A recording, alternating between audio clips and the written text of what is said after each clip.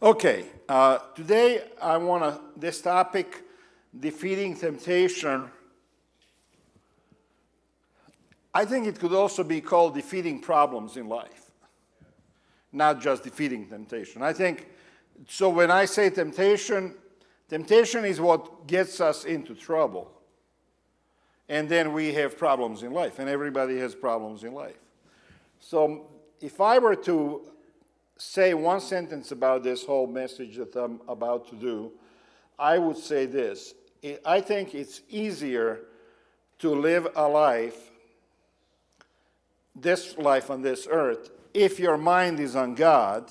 You're going to make less mistakes that are going to cause you pain and problems, you see, then if you don't have your mind on God.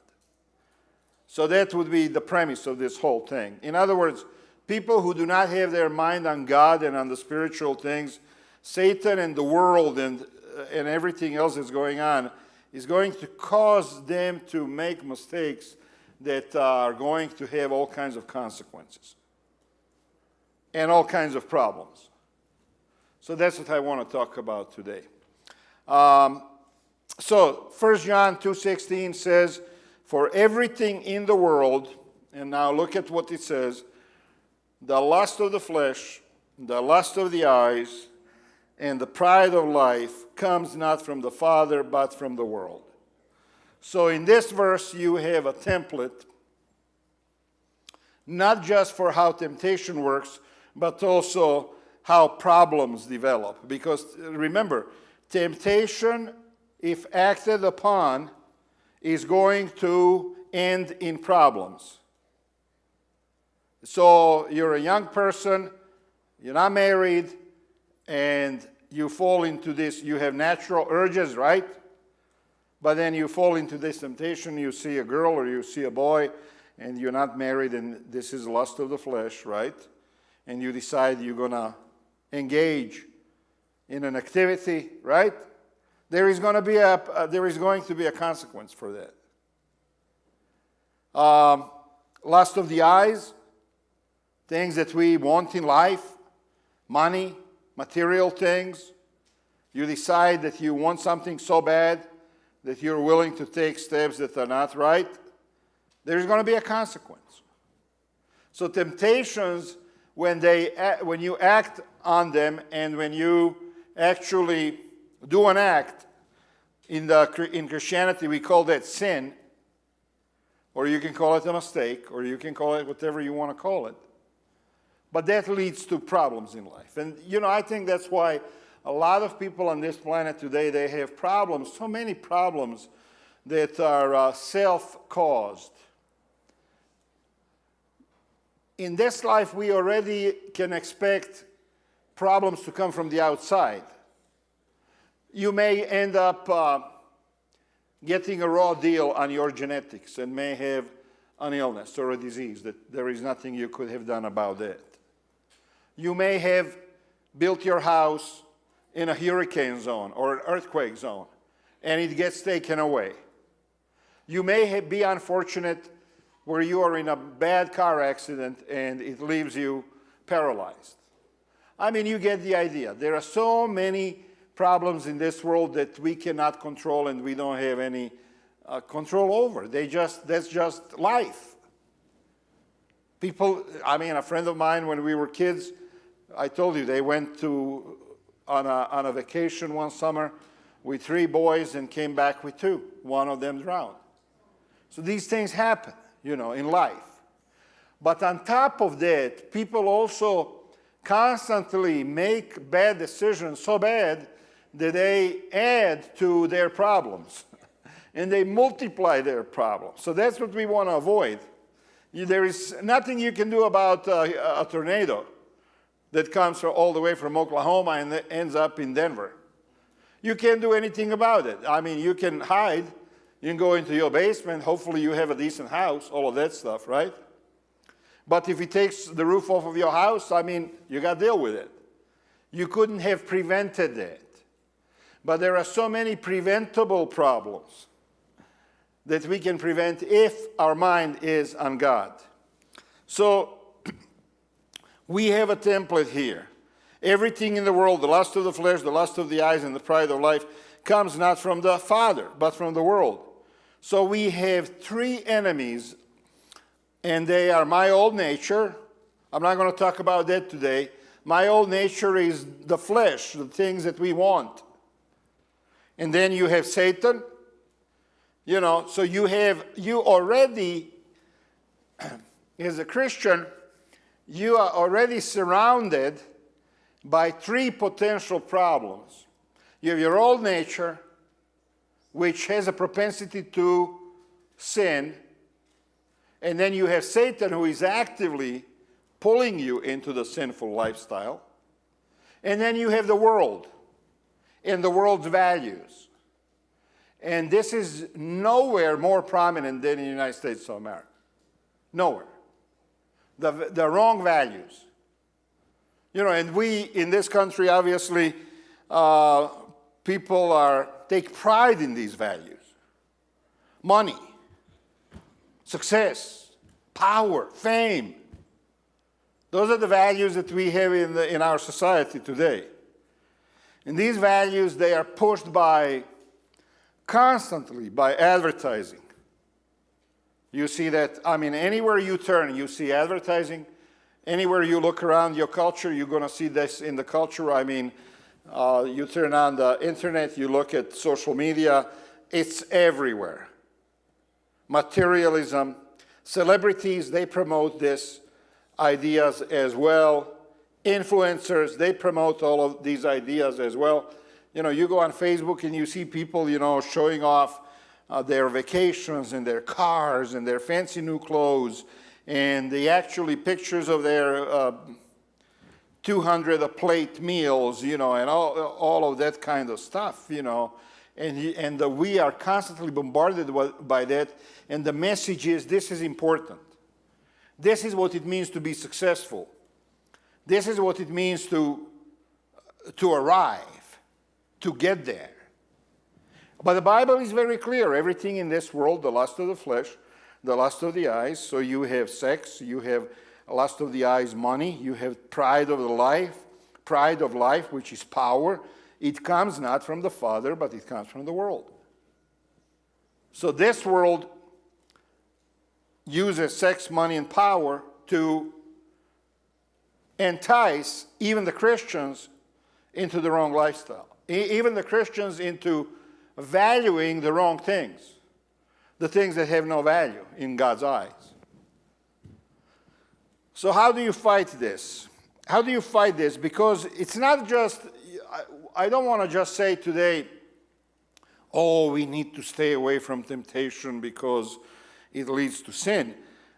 I also want to add to that, sin leads to problems. It's not just, God is going to be angry if you do something. It's not just that. You're going to have actual real life, real world problems as a result of doing some of these things, or going in that, living your life the way the world lives their life. So how do you fight it? 2 Corinthians 10:3-5 says, "For though we live in the world, we do not wage war as the world does." So look at what kind of language Paul is using. He's using the language of war. Temptations, worldly values, culture, all of that is waging the war against us, and we have to fight the war back against it. So he's using this language. We live in the world, we do not wage war as the world does. The weapons we fight with are not weapons of the world. On the contrary, they have divine power to demolish strongholds. So Paul is basically saying, when you are confronted with your old nature, with Satan, and with the world, you need to reach out and reach up to God in order to receive this divine power to fight all of this with. Because without the divine power, you're not going to overcome. You're going to fall into the same motion as everybody else. And you're going to do what everybody else is doing. And you're going to drive on the same wide highway as everybody else is. He says, we demolish arguments and every pretension that sets itself up against the knowledge of God. And we take captive every thought to make it obedient to Christ. So what's he saying? He is saying, when we pray to God, we receive the power to demolish the strongholds. And we can then fight every idea that Satan, world, or our old nature is pushing on us. We can overcome it. But how do we do it? We do it by taking captive what? Every thought. In other words, what we think about, right? So our thoughts need to become obedient to Jesus Christ. What you think about is what you're going to become. What you flirt with, you're going to fall for. You see, I mean, so it's all about what is it that we are thinking about and how are we thinking about, and getting our thoughts under the control so that when you find yourself in temptation, I mean, why do so many people have financial problems? In America today, the richest country in the world, in history of the world. I mean, we're not talking just now. We're talking in the history. Since the beginning of the world, this is the richest country in the world. And yet, majority of the people in this country have financial problems. Why? Because look at what's going on. You look at the TV, you look at the social media, you look at influencers, you look at celebrities, you look at what they tell you is important. It's important to have a fancy car. It's important to have a townhouse on the beach. It's important to have a vacation. It's important to have a boat. It's important to have a Harley Davidson. It's important to, go on trips to French Riviera. It's all important. And then people think, oh yeah, this is important. So what do? They're not disciplined about saving their money. What do? They get a loan to buy a $80,000 truck. And they get into it, and they drive it off of the lot, and now it's worth 60. And they get a loan to buy something else. And in other words, they are getting all of these things that the world says are important, but they are not paying for it with their own money. They're using somebody else's. And that somebody else is going to charge you 25, 30%. So everything that you have experienced,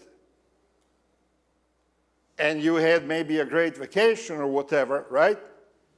But you come back and you live the rest of the year in misery because now you can't pay it back. You see? So this is how temptation works. And this, I'm using this example because this is exactly what Satan wants to use in every area of our life. In other words, to get us to overextend. A man cheats on his wife. What's he doing? He's overextending. He's overextending himself, right? What's going to happen? He's going to have problems. Same thing, a woman cheats on her husband. She's overextending. She's not paying attention to the family. It's becoming selfish. I need to experience this. I need to, And then what happens? Every time you overextend, you're going to have problems. And Satan wants us to do that with our money, with our relationships, with our religion. He wants us to be so busy following the dictates of this world that we don't have time to be obedient to Jesus Christ. We don't even know what that looks like. So basically what Paul is saying here is we have to take control of our thoughts. When you get a desire, you need to stop, right? You need to stop and say, okay, what am I doing? I got to rethink this. So he says, strongholds we need to overcome. What are these strongholds that he's talking about? Stronghold is a lie that a person believes. So it can be anything, right? Some people say, oh, God doesn't love me. Well, that's a stronghold in their life. Or some people say, oh, I know better than God. I don't need this, I need that. I need more money. I need more power. I'm not happy with this. I know better than God knows what will make me happy. So then they go ahead and they make choices thinking that this is going to make them happy, just like Adam and Eve, who had a perfect environment, right? But yet in their head, they thought that they knew better than God what it is that they needed and what was going to make them happier. False value system. Those are the strongholds as well. Materialism. A person who falls for this idea that materialism is the most important thing. And it always starts with, well, I need to take care of myself. I need to put food on the table for the kids. I need, I got to take care of my house. It starts with that. But then it escalates. And it gets to the point where we reach out for more and reach out for more and more and more and more until we are overextended. And then you have problems. That's how temptation works. So sometimes you have the real need that escalates into something that's problematic. God gave people a sex drive, and people have need to do that. But when it escalates, it leads to cheating. It leads to promiscuous life. It leads to pornography. It leads to all kinds of stuff. So you can have a natural need for food because you're hungry. But when it escalates, you see, and all you want to do is eat, and it's never enough. You got to try every dish on the face of the planet. It can become a problem. You see what I'm saying? In other words, we have natural needs. Everybody has a need for money, right? You need money. You got to pay your electric bill. How are you going to? So you need money. But then we let it escalate sometimes. And you say, oh yeah, well, I need more money than just for my electric bill. I need money for a Mercedes, not just a Chevy, And I need money, and it just escalates to the point where you start creating problems for your life that you're not going to be able to solve. And you're going to live a miserable life. So, this is the false value system. Also, strongholds can be some of our entrenched beliefs. In other words, a person can say, I will never forgive that person for what they've done to me. That's a stronghold in your life. If you feel that way about somebody, Satan has built a stronghold in your life. I'll never forgive. Or some people will say, I'm never going to be successful. I just can't. God doesn't want to bless me. It's a stronghold. It's a negative belief that says, I'm nobody. God doesn't care for me. I'm not going to amount to anything. Satan has succeeded at building a stronghold in your life, in your character, in your mind. And God is using Paul to teach us how to overcome and how to defeat these strongholds. Some people say only bad things happen to me. That's another one. It's another stronghold. So behind every sin, there is a lie that you believe. All of these strongholds, they lead to sin. They lead to things that God does not approve of. So when he says we need to take captive our thoughts, he means to conquer them, or to capture them, or to bring them under control. In other words, our thinking needs to be obedient to Jesus Christ. So how do we do that? How do we do that? How do we make our mind obey us? Because your mind doesn't want to obey you. You know that, right? I mean, you know that. You're a young person and you know in your mind you need to do your homework, right? But all the other kids out there are yelling and screaming for you to come out and play ball. And your mind, even though you want to focus on this, your mind disobeys you, and then you go and do something different. You want to start Maybe you want to have your devotional, that evening, but then you remember there is a basketball game on, NBA is playing. LeBron James is going to be on TV. Maybe I'll pray a little bit later, So our mind wants to do what it wants to do. Sometimes we want to focus on one thing, but our mind takes us completely in a different direction. So how do we make our minds obey us? Our minds disobey us all the time. Why? Because the mind wants to do their own thing. It drifts away. Somebody said, when I need to pray, my mind drifts away. When I need to pray, my mind goes and does its own thing. So why most people fail is because they never learn how to fight the battle of the mind, how to control it. And I think if you look at that slide, if you don't remember anything else today, just remember that slide. This is why most people fail, is because, not because they're stupid, not because they don't know what they're doing, not because their dad spanked them too much when they were a kid. No, they fail because they never learned how to control their mind. And they never learn how to control what they're thinking about. They never learn how to focus on the right thing.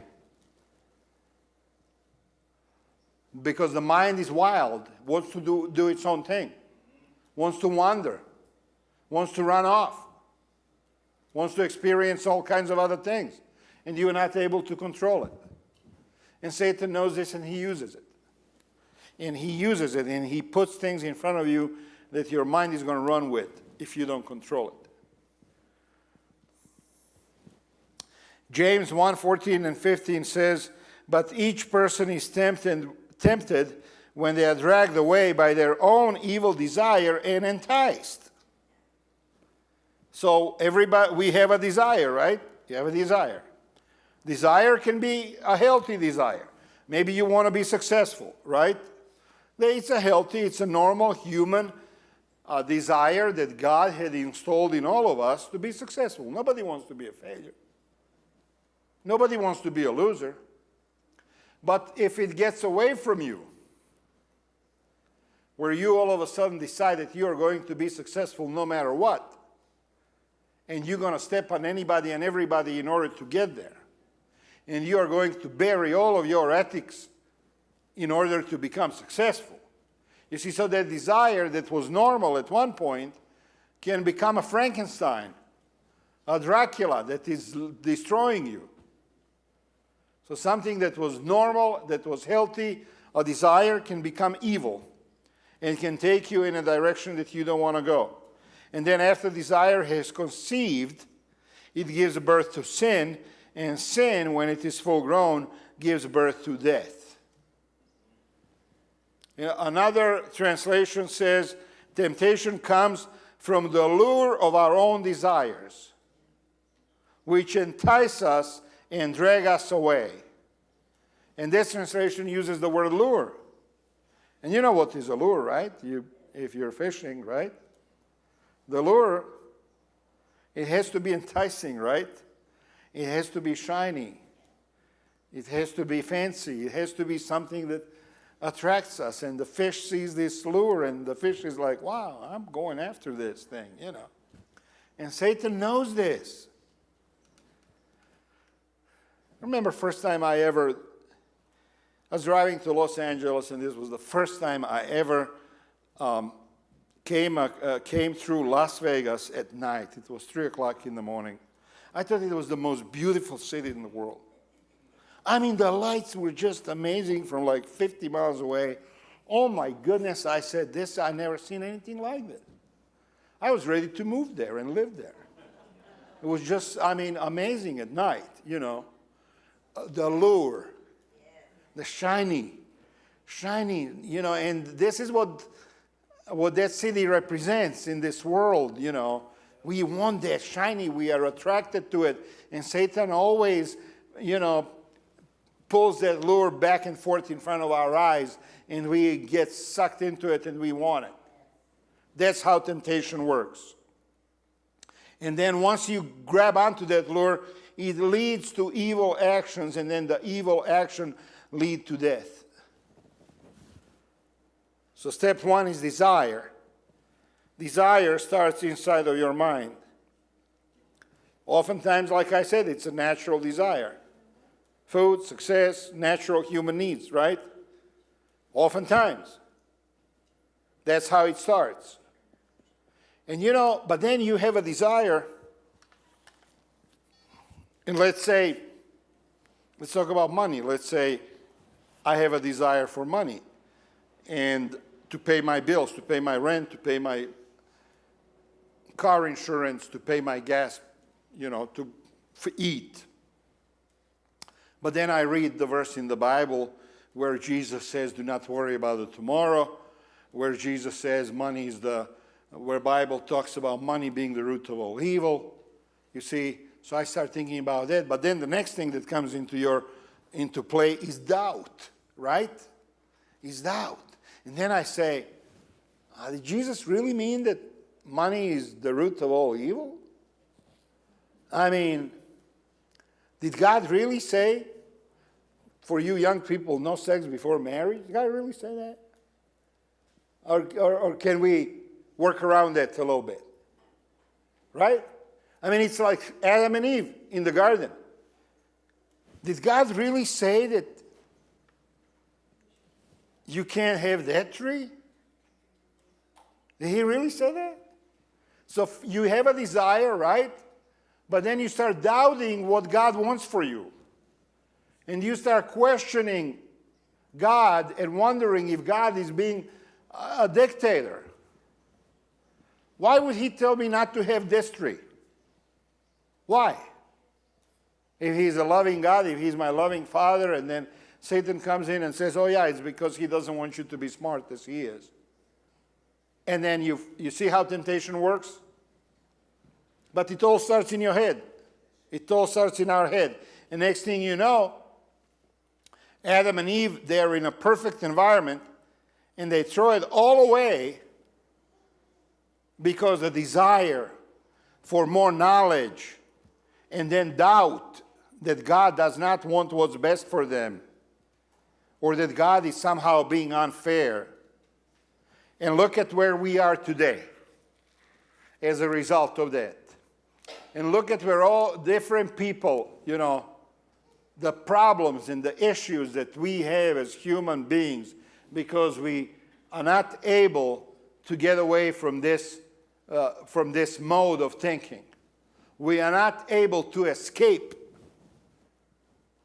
this trap that Satan has created for Adam and Eve so perfectly, and for the rest of humanity for the rest of time.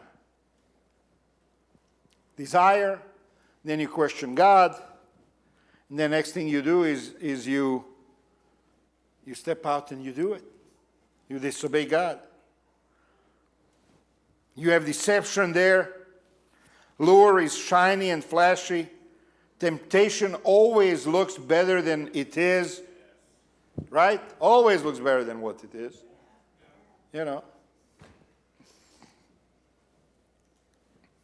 have a good friend of mine, and he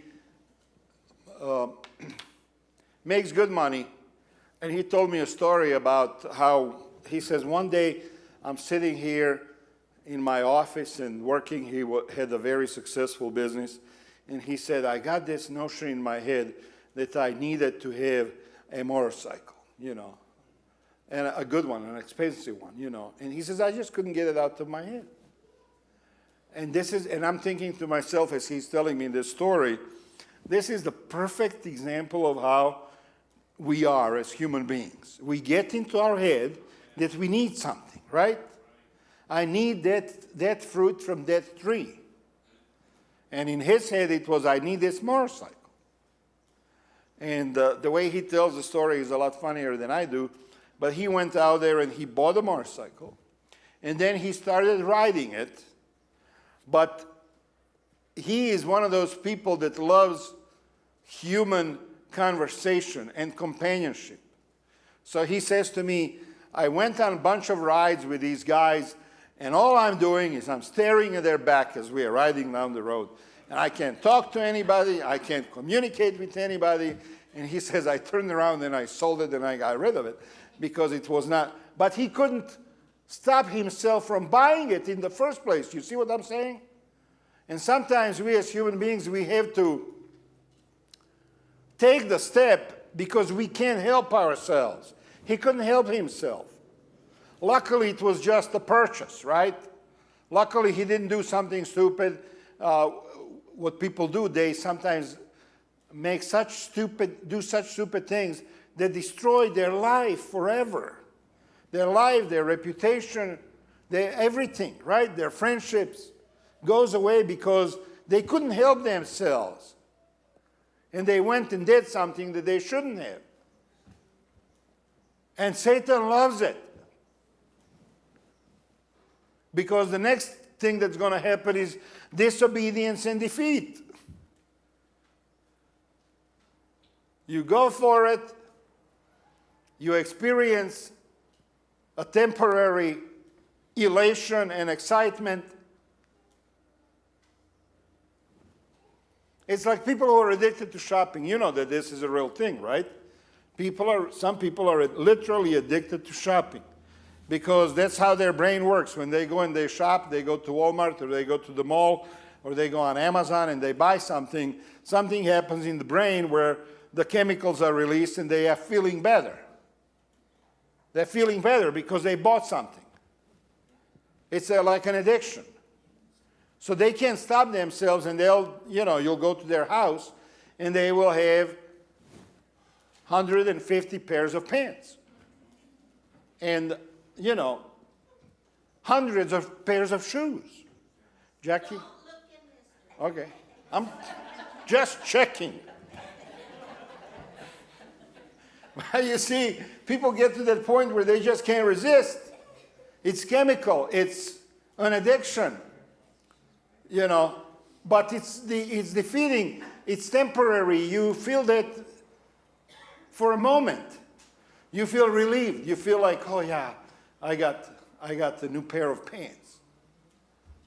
Sometimes it happened to me, I must admit. I went to Walmart the other day because we were doing a memorial service here, and I was in my flip-flops, and I had my suit, and I had my shoes. I didn't have any socks. So I went to Walmart to buy a pair of socks because we still had time to come back and do the service. And while I was there, I came across this one section where it said, how did they say? It's not a sale, it's clearance. What a wonderful word. Clearance. It's a psychological word. It tells you that you have to clear up that stuff that's on that rack, you see. So by the time I walk out, I had a pair of pants for $7. I had a t-shirt for $4. And I had something else. No, and I had another shirt, one of those that you just don't, not buttons, but you just snap them on. I love those. Oh, because I can just rip it off. So I got all of that stuff, and I came back to church and realized I didn't buy any socks.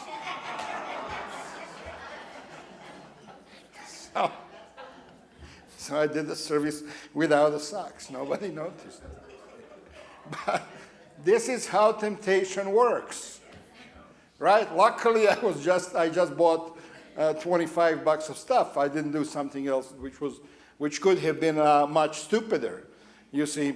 But whatever you flirt with, you will fall for. That's just life. Once you make a choice, there is always going to be a consequence. Always going to be a consequence, So now I put those things into my closet and they're just sitting there. I don't know when I'm going to wear them because I already had more than what I need. Psalm 119, 112 says, I have made up my mind to obey your laws forever, no matter what. So this is how we fight back. You have to make up your mind and say, I'm going to obey God. I'm not going to fall into temptation. I'm not going to allow Satan to drag me away. I'm going to stop This is what it means to surrender our mind and our choices to Jesus. You see, so I want to tell you, next time you find yourself in temptation, and I want to say this. I don't want to judge anybody. People fall into all kinds of temptations. All kinds of temptations. I don't want to judge anybody, but I want to tell you, when you find yourself in that place, at that moment, just remember this verse. And then go ahead and make up your mind to obey God no matter what. And walk away. And I'll tell you one other thing. When you learn to walk away once, you're going to walk away next time a lot easier. And the next time a lot easier. You know, and things are going to happen where, you know, look, I mean, I got to say, you know, the reason why I don't go shopping is because of what I just told you. I just never go to Walmart or the mall. I don't know when was the last time I went to the mall. Because I know if I go there, I'm going to see something on sale, and I'm the type of guy that, like, if it's a really good deal, I'm going to buy it. So I just don't go. This time I had to go. But I just don't go. So you have to avoid these situations that are going to cause you trouble. If you know that if you meet with certain people and it always ends in being drunk or high or losing your money at a poker table or whatever else, you see, doing something even worse, if you know that that's where this is going to lead, then don't go there. Step away. Control. Now, I mean, it is possible to control your thoughts and your mind and your action. It's possible. The Bible says it. And we know of millions of examples of people who did this and who were in control of everything that they did. So the strategy, feed my mind with right things, free my mind from destructive thoughts, feed your mind with words of Jesus. Free your mind from destructive things, which is everything that's in this world. All of the social media, all of the television, all of the entertainment is destructive. It's destructive. If you can find something wholesome, fine. I'm not against it. But, you know, people are now spending what? They used to spend, when I came to the United States back in the 70s, somebody said that the average person was spending like 6 hours on TV. Now I'm hearing that the average person is spending like 9 hours on social media every day. Think about it, 9 hours. 9 hours, that's a second job. You could pay a mortgage with it. I'm serious. But people are just, you know, feeding their minds with the wrong things. So, think about Jesus. You become what you think about. I said that before, right? You become what you think about the most. That's an old saying here in this country. So what's going to happen if you think about Jesus? You're going to become like Jesus. If you think about how Jesus behaved and how he treated people, then you're going to start becoming more like Jesus. Think about Jesus as an example. He held on while wicked people were doing evil things to him. Hebrews 12:3 says. He held on. So then, Paul says, so do not get tired and stop trying. So now, you know, what the beautiful thing to me is that today, this service, you know, we have talked about all of these things, and maybe you recognize some of the problems in your own life, right? We all do. We recognize that some things need to be changed. But the wonderful news is, do not get tired and stop trying. You have a fresh opportunity to live next week in accordance to the thinking of Jesus. Right? So you don't have to focus on the past. You don't have to reminisce. You don't have to be sad about the mistakes that you made in the past. It is what it is. It happened, right? But now, what are you going to do next week? What are you going to do the week after? This next week, we can spend focusing on God, on Jesus. Hebrews 12:3 says, so do not get tired and stop trying. So think about Jesus. Number 2, we have 2 more slides. Think about others. Philippians 2:4 says, don't just think about your own affairs, but be interested in others as well. And this goes directly against the culture of this world. Because the culture of this world is numero uno, number one. I got to take care of number one. I got to take care of me first. And then I got, this is not the way God works. God gives us a template, a strategy how to overcome Satan. Think about Jesus. Think about other people sometimes. Stop and think about other people. Stop and think about who you can encourage this week. We sometimes become so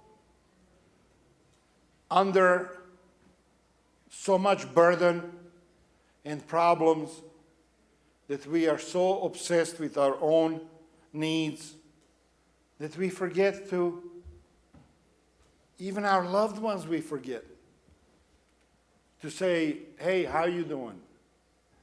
Hey, I'm praying for you. Don't let that happen where Satan puts it in your head that you need to focus so much on yourself that you start ignoring people who should be important in your life. This is the way God thinks.